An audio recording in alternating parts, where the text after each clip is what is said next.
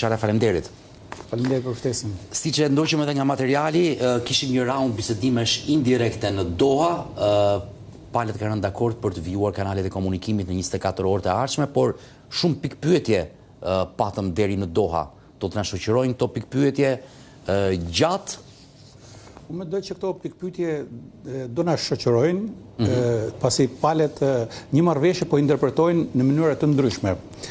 Në qoftë se do ta shohim edhe gjysmën e gotës plot, që ta shohim pak me optimizëm, palët nëpërmjet ndërmjetësit do të sqarohen pikat ku ata nuk kanë koncepte të ndryshme për atë që është shkruar në memorandum. Se me sa duket, amerikanët memorandumin e kanë pas si një plan veprimi që duhet fillojë të zbatohet më njëherë.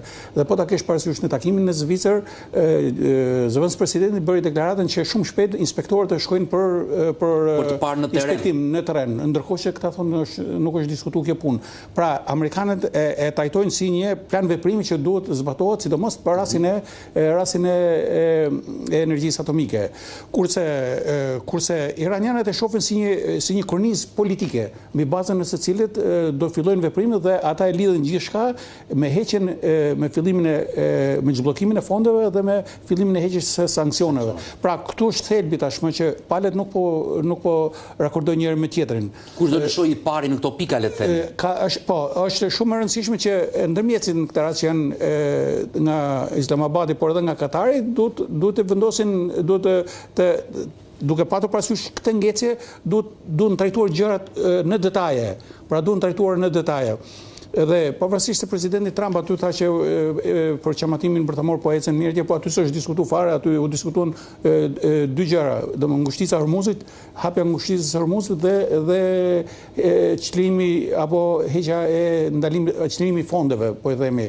Pra heqja dorë amerikane nga ngrirja e fondeve. Kjo tashmë do duket nëse në takimin tjetër pas atij varrimit që do bëhet apo të aktiviteteve me rastin e sa mund të ndikoj varrimi i Isha Ayatollahut Ali Khamenei, një ceremoni që mund të jetë edhe masive? Po ceremonia masive do të jetë. Ajo do të ndikojë tek iranianët, do ndikojë shumë sepse ata kanë rastin tashmë që do ta paraqesin që ne fitum luftën, ky është dëshmori etj. Domethënë në një farë mënyrë do të ndikojë në pikë në regjimin iranian, plus asaj që po bëhet fjalë edhe për një udhtim të trupit të tij nëpër zonat shite. Pra, që edhe këtu do të thotë që këta nuk heqin dorë nga ndikimi rajonal, domethënë pavarësisht gjithë asaj lufte dhe pavarësisht gjithë atyre dëmeve që pësuan. Por në këtë rast vino i kthes nga kjo ceremoni për pjesën ekstreme, krahun ekstrem në Teheran sa i takon bisedimeve, kur kanë parasysh krahun ekstrem i referohemi gjithmonë gardës revolucionare. Po, faktikisht ka dhe një deklarat nga Ayatollahu i ri, domethënë që thotë që Mustafa Khamenei që thotë unë parimisht rash dakord se më dha garanci presidenti. Dhe kjo ka hap një debat madh atje ndërmjet krahut konservator dhe krahut më liberal.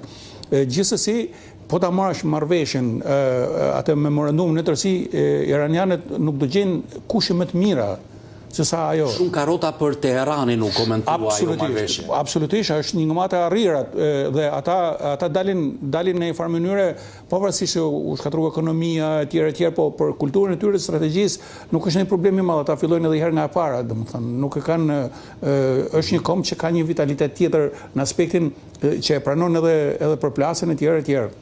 Dhe është e rëndësishme që unë mendoj që ata do ta shtojnë presionin shumë, po pa hequr dorë nga ky memorandum, se ata e dinë që nuk do kenë kushte tjera më të mira, por ata kanë një problem që është niveli i besueshmërisë midis palëve. Domethënë ata mendojnë se dakord, Amerika i bëri këto lëshime, gjithë këto lëshime, po a do të nesër do vi një president tjetër, se normale është marrëveshja bëhet për një fat gjatë, do vi një president tjetër, do të mbaj këto premtime apo do të ndryshojnë politika. Ata kanë një eksperiencë me marrëveshje zgjuarit në kohën e Obamës. Absolutisht. Trump e hodhi poshtë dhe nisi kjo qenisje. Nisi kjo qenisje dhe sidomos tashmë por ata po dalin të fuqishëm në aspektin se ai që mendohej për rolin e programit bërthamor doli Ngushtica e Hormuzit më e rëndësishme se programi bërthamor, pra doli e rëndësishme për gjithë botën dhe me një ndjeshmëri, me ndikim shumë të madh. Pra edhe sidomos tashmë deklarimet e tyre që ata nuk do të heqin dorë, pra Ngushtica e Hormuzit nuk do kthehet më siç ka qenë më përpara, ata në një farë mënyrë i nxjerr fitimtar. Por është si puna asaj që domethënë gjithë betejat e fitoi Amerika, por luftën në fund pretendojnë se kanë fituar këta, pretendojnë se kanë fituar këta. Por po ta shohësh pikën 10, nuk e di nëse të dokumentit thotë që në këndveshtrimin tim ajo është nyja e gjithë asaj që pak e kanë trajtuar, thotë që Shtetet e Bashkuara të Amerikës do japin leje për eksportin e naftës, të produkteve petrokimike, të prodhimeve nga këto të industri për bujqësinë e tjera. Çfarë do të thotë kjo? Kjo do të thotë që ata nuk, edhe ndërkohë lëshon një licencë 60 ditore në Departamentin e Thesarit, lëshon një licencë 60 ditore për eksportin për ta lejuar eksportin e naftës. Pra, me këtë memorandum, përfundimisht ekonomia iraniane do komandohet me Shtetet e Bashkuara të Amerikës. Ky është përkthimi që i bëhet në tekst të drejtë kësaj, sepse disa thotë do japi leje për eksport, do të thotë që pa lejen amerikane nuk mund bëhet. Dhe leja është dhënë për 60 ditë. Domethënë, nëse iranianët e pranojnë dhe shkrijnë në marrëveshje këtë, do të thotë sikur asgjë nga gjitha këto të tjerat. Kjo është një fitore e madhe që Shtetet e Bashkuara të Amerikës absolutisht po, dhe është merit e Trumpit që i kap këto momente, domethënë, që e ka kap sepse ky duket si një problem i thjesht ekonomik, po ky e ka edhe politikën, edhe gjeopolitikën, i ka edhe ndikimin, i ka gjithçka pastaj. Vetëm me këtë pikë, Shtetet e Bashkuara të Amerikës mund të quhen fituese të luftës. Absolutisht që nuk diskutohet. Nëse kjo pastaj do shkrihet në një marrëveshje, sepse ky është memorandum mirëkuptimi. Është hapi i parë që do na çojë tek marrëveshja finale. Mendoni që do të kalohet pjesa e Ngushticës së Hormuzit, e zhbllokimit të fondeve për Iranin dhe vështirësia më e madhe do të jetë kur palët jenë në tryez drejt për çështjen bërthamore? Besoj se kjo do duket takimi tjetër. Nëse edhe takimi tjetër do jetë më ndërmjetës, pra që palët bëjnë interpretime të ndryshme të pikave të veçanta të memorandumit. Pra që të shkojë delegacioni amerikan te Katari apo Pakistani dhe pastaj. Kjo do të thotë që nuk janë shenja të mira, por do vazhdojmë përsëri bisedimet. Pra do të jenë, sepse presidenti Trump këtë e ka ndërtuar duke vazhduar edhe me kërcënimet. Bile u bën gjithë ato goditje. Ka vazhduar kërcënimet që mund të rikthehemi përsëri luftës. E gjithë kjo është pjesë e negociatave. Pra ata përgjigjen që edhe ne jemi të gatshëm të përgjigjemi. Madje ishte për një fillim të luftës totale me Iranin, pra jo vetëm me pikërisht, pra ai mund ta bëjë atë që mund të kërkojë miratimin e Kongresit, mund t'i ndërmarrë, do thotë që ne i dham shanset, i dham gjithë këtë marrëveshje, gjithë këtë memorandum, i dham shanset Iranit, por ai kërkon gjithmonë të përfitojë më tepër dhe pastaj nëse kalohet në atë fazë, pastaj nuk ka më mbijetesë regjimi. Nëse do të rrejë, lufta është luftë totale dhe ato objektiva që nuk u realizuan asnjë nga ato 5 objektivat, u realizua vetëm njëri nga 5 objektivat e parë të luftës, që objektivi që ishte shkatërrimi i flotës. Vetëm ai është realizuar, tjerat, as programi bërthamor është në diskutim, programi raketor, regjimi ngeli në fuqi, bile e ndjen veten më të fortë. Gjithashtu mbetet edhe ndikimi në proksit rajonal apo mos financimi nuk u diskutu fare i këtyre milicive shite, qoftë e Hezbollahut e gjitha. Bile ai po përpiqet ta kthejë në faktor Hezbollahun dhe Libanin kërkon që ta përfshijë në marrëveshje, në këtë marrëveshje. Ndërkohë që Izraeli pastaj që duket se ka filluar ta ndjejë veten më i humburi nga këto dhe për këtë arsye është një minë me sahat në aspektin që mund ta hedhë ner marrëveshjen. Gjithë marrëveshjen totale mund ta hedhë ner. Gjithsesi amerikanët kanë ushuar një trysni të jashtëzakonshme edhe mbi Netanyahun, por edhe mbi Izraelin dhe paralelisht kanë vazhduar këto dhe në shkur një marrëveshje me Libanin, pra SHBA Izrael-Liban, një marrëveshje treshe, ku Libani ka marrë përsipër që ushtria libaneze ushtria izraelite do tërhiqet vetëm pasi të çmilitarizohet ose pasi të qarmatoset Hezbollahu. kjo lloj formuli që normalisht është në favor të Izraelit, nuk është pritur mirë fare nga pala iraniane. Sipas tyre duhet që Izraeli të tërhiqej fillimisht në mënyrë që të çarmatosej Hezbollahu. Pra edhe këtu fillon mos parveshja dhe kush e bën hapin i pari. Po, Izraeli normalisht e ka bërë qartë që nuk do ketë lëshime nëse do ketë sulma i të kundërpërgjigjit, pavarësisht se mund ta rrezikojë fare marrëveshjen. Këto situata nuk kanë shkuar për shtat karrierës politike në këto momente të Benjamin Netanyahu, sepse në tetor ata presin zgjedhje, por që këto i ndodhen në momentin tashmë do filloj të kujtohet ngjarjet e para 3 viteve, sulmi i Hamasit, edhe në anketimet që janë bërë në Izrael, një pjesë e konsiderueshme mendojnë që Izraeli nuk ka dalë fitimtar në luftrat e fundit në goditje. Po llogari elektorale pa ashtu ka edhe Donald Trumpi se në nëntor ka zgjedhjet mes mandatit, kështu që një marrëveshje. Të dy palët do përpiqen mund ta bile president Trump mund ta shtyjë këtë, mund ta tërheqë zvarr këtë problem deri në zgjedhjet e mesmandatit, sepse këto konflikte fillimi dihet, marrimi nuk i dihet. Kështu që përdorën pastaj këtë goditjen finale, ai mund ta japi pas zgjedhjet e mesmandatit nëse arrin ta tërheqë zvarr konfliktin deri atëherë, domethënë me një armë pushim. Pra, me një pushim të brisht, goditjet her pas hershme të palëve midis njëri tjetrit, por në finale tashmë palët më shumë po synojnë ta menaxhojnë konfliktin se sa ta zgjidhin konfliktin. Dhe tash nuk kanë zgjidhje të konfliktit. Edhe memorandumi që bë kërkon tashmë po ha probleme tjera që duket sikur kemi 2 memorandume, që njëri e kupton kështu, memorandumin e vet tjetër. Pra ka duket se palët janë përpjekur që të përfitojnë nga momenti të marrin diçka më tepër për t'ia shitur publikut vet, por në fakt kur vjen puna te zbatimi ka probleme të mëdha. Dhe duke i referuar lajmeve që sjellin mediat ndërkombëtare, janë ato bisedat, transkriptet e bisedave të ditëve të fundit me sekretarin e luftës, me kryetarin e shtabit të përbashkët të ushtrisë, që kanë nxjerrë edhe planin e një lufte totale që Trump e mendon dhe e ka në tavolinë, por në anën tjetër mediat amerikane e njoftojnë që Trump duke thënë njerëzve të tij të afërt që është i kënaqur që bisedimet për çështjet bërthamore, edhe nëse e kalojnë afatin e 18 gushtit, Gjergj Ditori. Po, Gjergj Ditori është okay. Është okay, kështu që shkojmë tek ajo që ju that pak më përpara që të shtyhet në afatin kohë. Edhe mund të shkojë. Konflikti mbetet, domethënë, po e themi një armë pushim i brish, një armë pushim ku ka luftë mes armë pushimit, po që të dy palët nuk duan ta prishin armë pushimin. Domethënë, bëjnë një goditje dhe tërhiqen pastaj duke akuzuar njëri tjetrën për shkelje të armë pushimit, por ndërkohë armë pushimi i madh qëndron në fuqi. Kështu që kjo situatë kështu mund të na zgjas deri në fund të vitit, sepse në tetor janë zgjedhjet në Izrael, në tetor janë Shtetet Bashkuara të Amerikës. Këtu syni amerikanët do të bëjnë çmos që të arrijnë të marrin nën kontroll Izraelin, sepse edhe ky armëpushim i brish mund të cënohet nëse Izraeli apo grupet e caktuara, po e themi brenda Iranit, ekstremistët brenda Iranit apo edhe ekstremistët në krahun e Izraelit mund të arrijnë në shkëmbim lufte apo sulmesh, pastaj kjo i bie që të fillojmë edhe herë nga e para, domethënë, kështu që përfundimisht marrëveshja vjet shumë në diskutim dhe në dyshim dhe do duhet se s'bën një zgjidhje pasaj që nuk do ta donte askush, sepse do mbyllen ngushtica që do ndjejnë gjithë, do nisë një krizë tjetër, mund bllokoj ngushtica Babel Mandeb, krahu tjetër.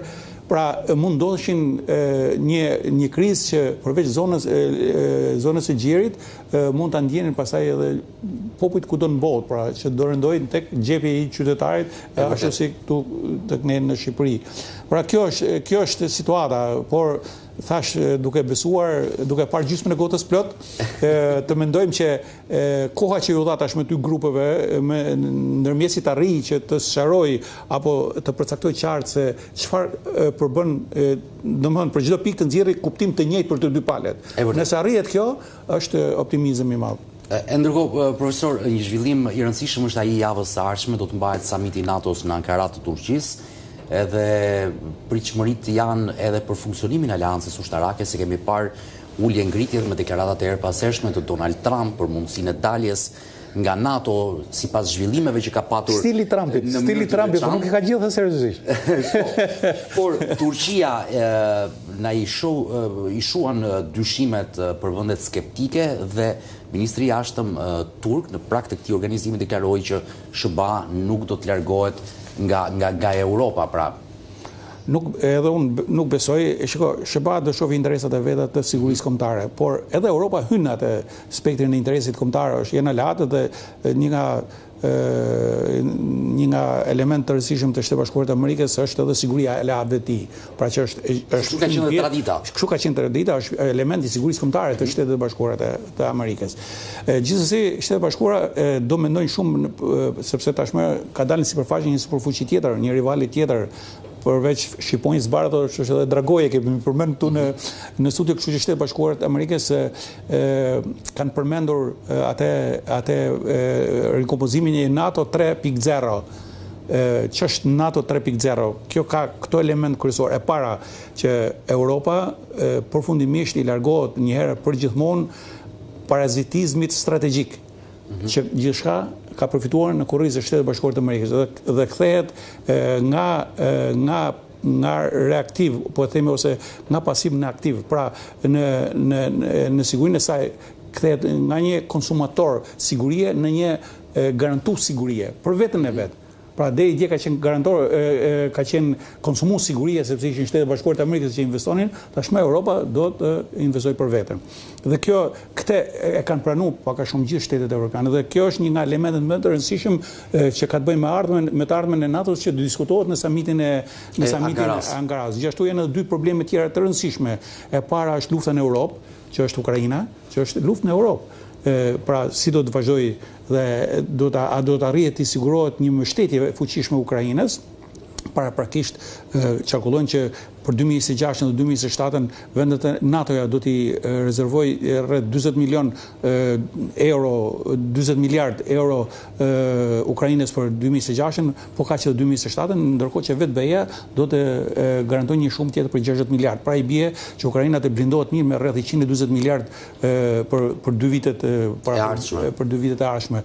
Dhe nëse do të thonë për çështjen e lindjes mesme, kjo lidhet me çështjen e rinovimit apo rikompozimit të NATO-s, po themi. Por kjo do eci pasaj paralelisht me idenë që kanë Shtetet Bashkuara të Amerikës edhe me mënyrën se si do eci zgjidhja e konfliktit. Trumpi e ka shprehur hapur atë që mbetjen që këta nuk e mbështeten as Meloni që e quante mikën e tij, por as e vetme që kishte në Europë nuk e mbështeten. Në fakt ta themi të vërtetën, Europa, vendet anëtare të NATO-s, domethënë në Europë, janë në rregull me nenin 5 të traktatit. Se neni 5 i traktatit thotë që NATO e hyn luftë kur cënohet një shtet në territorin e tij. Dhe tashmë mund të përmend, shikoj, një herë është vënë provë neni 5. Kur është vënë? Në 11 shtator.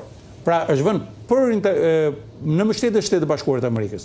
Kështu që unë mendoj që është e stilit të negociuarit të presidentit Trump. Plus asaj që presidenti Trump po forcon marrëveshjet edhe me vendet e anëtare të NATO-s, të cilët vinë nga ish lindja komuniste, si Polonia, për shumë, po bëhet fjalë për krijimin e një baze, pra mund të hiqin mund të shtohen atje. Pra mund të ketë lëvizje brenda Europës, po jo se do të ikin trupat apo trupat mund të shkurtohen sepse kanë qenë planifikuar që përpara, nuk është se u bën këto. Por që Europa nuk do ketë një kohë shumë të gjatë në dispozicion për çështjen e armatimit, sepse duhet që të punoj shumë me programet e armatimit, sidomos edhe me ato të parandalimit hershëm që tashmë ka nga Shtetet Bashkuara të Amerikës, gjithashtu edhe me mbrojtjen kundërajrore, pra antiraketore, pra duhet punoj shumë dhe këtu është një problem shumë i madh që ndërmarrjet ushtarake në Europë punojnë me një temp që nuk po i përgjigjet kohës. Bile edhe në Shtetet Bashkuara të Amerikës dhe presidenti Trump koti ka mbjell disa kompani nga këto dhe po mendon që gjithë ky deficit që u krijua në armatim, sepse është harxhuar armatimi i madh, edhe për Ukrainën, por edhe gjatë sulmeve në Iran, janë disa General Motors, disa kompani tjera, të cilët janë civile që kanë marrë porosi ushtarake tashmë për të prodhuar pjesë. Edhe për të rikuperuar atë që është harxhuar. Fryn era lufte. Jo paqe. Jo paqe, nuk edhe më saktë. Jo paqe, s'po themi lufte luftë, po jo paqe. Jo paqe. Profesor, prioritet do të jetë padyshim i këtij samitit të Ankaras edhe shfaqja e rritjes së shpenzimeve të mbrojtjes së aleatëve, marrja e hapave për industrinë e mbrojtjes transatlantike, riafirmimi i unitetit brenda aleancës. Po tani këtu kemi edhe një hallin tonë. Trump ishte ai i pari që kërkoi vendet anëtare të NATO-s të rrisnin në 2% shpenzimet e tyre ushtarake, ka një kërkesë tashmë për 5%, po një raport i ditëve më parë e cilësonte ose fuste Shqipërinë, Çekin dhe Slovakin në atë grupin e vendeve që nuk e kishin kaluar të 2% dhe kishte edhe pikpyetje për samitin e vitit të ardhshëm që është menduar të NATO-s për të organizuar në Shqipëri, pra një vend që se ka kaluar 2%, si mund të marrë përsipër organizimin e samitit të për llogaritjet e Shqipërisë ose me atë që kanë bërë disa nga këto vende kanë përdorur një standard tjetër, sepse për llogaritjet e Shqipërisë janë rreth 520-540 milionë euro për 2025-ën, por problemi është që në për llogaritjet që janë bërë ka disa zëra të cilet ata nuk i quajnë që janë investime në fushën e mbrojtjes. Dhe këtu ka një mospërputhje duket edhe për 2-3 shtete tjera. Pra NATO ka një standard tjetër, ka një standard të cilën duket këtu ne ose paktën kështu po flit, por deklaratë zyrtare nga qeveria shqiptare nuk kanë këtë fushë. Gjithsesi unë po të them që ai summit jam i sigurt që do të zhvillohet. Këtu problemi është se ka qenë një çështje lëvrimi kredie që nuk është llogaritur nga aleanca. Po pra është një kredi amerikane me 300 sa milion në armatim dhe mbyllet ajo dyshimi për këtë e kalohet 2%. Unë nuk e diskutoj atë. Problemi këtu është që ky samiti i NATO-s mund të vendosë ca rregulla të reja. Ndakot samiti i Tiranës besoj se është i njoftuar dhe do të zhvillohet, po ka diskutime që tashmë që nuk ka pse bën samite të përvitshme. Nuk ka, sepse detyrat që po lihen dhe angazhimet që po merr nuk mund të realizohen dot brenda një viti. Dhe në një farë mënyrë ato pastaj mund bën nëse ka zhvillime të rëndësishme gjeopolitike apo ka në raste lufte etj. Por edhe nëse kalohet një samiti për 2 vitshëm dhe jo i përvitshëm, ne na vjen radha, nuk na ikën radha. Po, unë mendoj që samiti i Tiranës besoj se do të realizohet, sepse ne i përmbushim këto detyrimet dhe unë quaj që do të jetë një zhvillim interesant dhe një diçka shumë e mirë për Shqipërinë, pastaj do të përqendrohet gjithë vëmendja botërore, gjithë mediat, do varet pastaj edhe nga vendimet që do merren. Thash, nëse samiti i Ankaras do dalë me një deklaratë të përbashkët, domethënë ku edhe Shtetet Bashkuara, por edhe pjesa europiane flasin për një vizion të përbashkët për të ardhmen e NATO-s, do jetë një fitore e madhe dhe pastaj besoj se është shtruar tapeti për samitin e Tiranës. Nëse këtu nuk do dilet me një deklaratë, do thotë që sherrri mund të mund të transferohet edhe në Tiranë pastaj vitin tjetër.